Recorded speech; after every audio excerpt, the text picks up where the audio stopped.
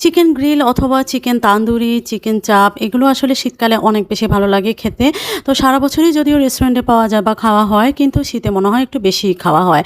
তো এরকম একটা রেসিপি যদি ঘরে সহজে তৈরি করা যায় তাহলে কেমন হয়? অনেকে বাইরে খেতে পারেন না বা বাইরে তো সবসময় খাওয়াও যায় না। তো ঘরে এরকম সহজ করে তৈরি করে খেতে পারলে অনেক বেশি ভালো হয় এবং রেস্টুরেন্টের চেয়েও বেশি মজা করে খাওয়া যায় ফ্রেশ। তো আমি সেরকমই একটা রেসিপি দেখাবো। আসসালামু আলাইকুম, সবাই কেমন আছেন? আলহামদুলিল্লাহ আমি ভালো আছি। সবাইকে 3 মিনিটস কুকিং এ স্বাগতম জানিয়ে শুরু করছি আমার রেসিপি। তা আমি এখানে একটা মুরগির পুরো 4 পিস নিয়ে নিয়েছি। যেহেতু আমার ঘরের মেম্বার অনুযায়ী, তো আপনারা চাইলে কম বেশি অ্যাডজাস্ট করে নিবেন বা আরও বেশি নিলে তখন কোয়ান্টিটি একটু বাড়ায় দিবেন। তো আমি এখানে সব মশলা অ্যাড করে নিচ্ছি, লবণ, গোলমরিচ, তারপরে এখানে আমি হলুদ গুঁড়ো দিয়ে দিলাম। তারপর দিয়ে দিলাম আমি এখানে চিলি পাউডার, চিলিটা হচ্ছে আমার মিষ্টি মরিচ। তা আমি এখানে দিয়ে দিলাম তান্দুরি মশলা যেটা ঘরে করা ছিল, আর সাথে দিয়ে দিলাম আমি একটু গরম মশলা গুঁড়া। এটাই হচ্ছে বেসিক্যালি শুকনো মশলাগুলো। তো এগুলো আমি ভালো করে মিক্সড করে নিচ্ছি।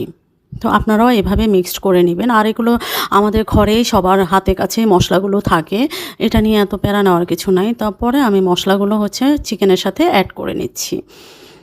তো আমি প্রথমে শুকনো উপকরণগুলো হচ্ছে দিয়ে দিলাম, আপনারা দেখতেই পাচ্ছেন। তারপরে দিয়ে দিলাম আদা রসুন বাটা। এখানে আমি এক টেবিল চামচ বলবো না, একটু কম দিয়েছি। তারপর যেহেতু আমি একটু মশলা করব, তারপরে এখানে আমি দিয়ে দিলাম হচ্ছে একটু সরিষার তেল। সব কিছু দিয়ে আমি ভালো করে এটাকে মিক্সড করে নিব। তো এখানে আপনারা চাইলে একটু টক দই অ্যাড করতে পারেন, কিন্তু আমি টক দইটা এখানে দিচ্ছি না। কারণ হচ্ছে টক দইটা দিলে আমার কাছে মনে হয় পানি, অনেক বেশি পানি বের হয়ে যায়। টক দইটা আসলে অপশনাল, দিলে ইচ্ছা না দিলেও নেই।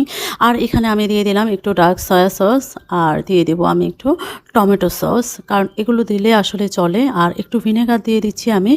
ভিনেগার দেওয়ার একটাই কারণ, সেটা হচ্ছে মানে সেদ্ধ হতে একটু সুবিধা, আমি ইনস্ট্যান্ট করে ফেলবো এজন্য। আপনারা আধা ঘন্টা রেখে তারপর করবেন। ইনস্ট্যান্ট করলে একটু ভিনেগার দিলে ভালো হয়। তো আমি এখানে দিয়ে দিলাম একটু টমেটো সসও। সব কিছু দিয়ে ভালো করে মিক্সড করে নিচ্ছি। আর এটা সবসময় খেয়াল রাখবেন যে হাতের সাহায্যে করলে বেশি ভালো হয়। আর হাতে যদি আপনারা সমস্যা হয় তাহলে গ্লাভস পরে নিতে পারেন। তা আমার যেহেতু গ্লাভস ছিল, তারপরেও আমি হাতে, ঘরে খাবো, হাতে করলে আমার ভালো লাগে, এই জন্য আমি হাতে করে নিচ্ছি। তো এভাবে করে আপনারা 30 মিনিট রেখে দিবেন। যেহেতু আমি তাৎক্ষণিক করে ফেলবো, এই জন্য আমি একটু সময় নিয়ে এটাকে হচ্ছে ওভেনে দিব। আর আপনারা চাইলে তাওয়ায় যদি করেন, সেক্ষেত্রে তাওয়ায় একটু সরিষার তেল, মানে গায়ে মাখা সরিষার তেল যতটুকু দিলে হয় এরকম দিয়ে আপনারা বিছিয়ে এপিট ওপিট করে ভালো করে ঢেকে ভেজে নেবেন। এটাই হচ্ছে মানে চুলার কাজ। আর আমি যেহেতু ওভেনে দিচ্ছি, আমার ওভেন ট্রেতে আলাদা হিসাব, আমি তাপমাত্রাটা বলে দিচ্ছি। এখানে আমি একটু সরিষার তেল ব্রাশ করে নিচ্ছি। দেখেন কত কম তেলে হচ্ছে এটা করা হয়, মানে এটা খুবই ভালো। অনেকে মনে করে পোড়াইয়া কয়লায় পোড়াইলে মনে হয় তেলটা কম লাগে, আসলে এভাবেও তেল কম দিয়ে করা যায়। আর আমি চুলায়ও তেল কম দিয়ে করি। তো উপর থেকে মশলাটা সব কিছু ভালো করে মিক্সড করে দিয়ে দিলাম।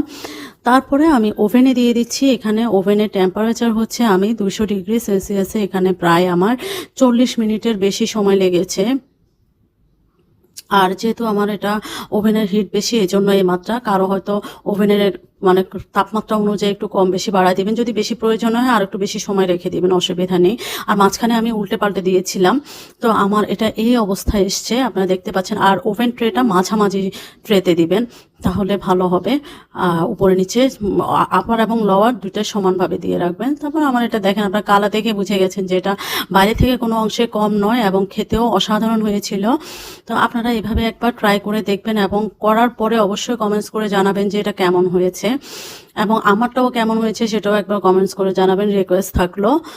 তো সবাই এভাবে বানিয়ে শীতে এনজয় করবেন, খাবেন, এবং কাউকে যদি খাওয়ান সেও অনেক বেশি পছন্দ করবে। তো আমি এখন একটু আপনাদেরকে কেটে দেখাচ্ছি যে আপনারা দেখেন এটা কত স্মুথলি খুলে আসছে। এটা আসলে কোনো ঝামেলা নেই, কতটা সেদ্ধ হয়েছে। তো সবাই ভালো থাকবেন, দোয়া করবেন। আল্লাহ হাফিজ।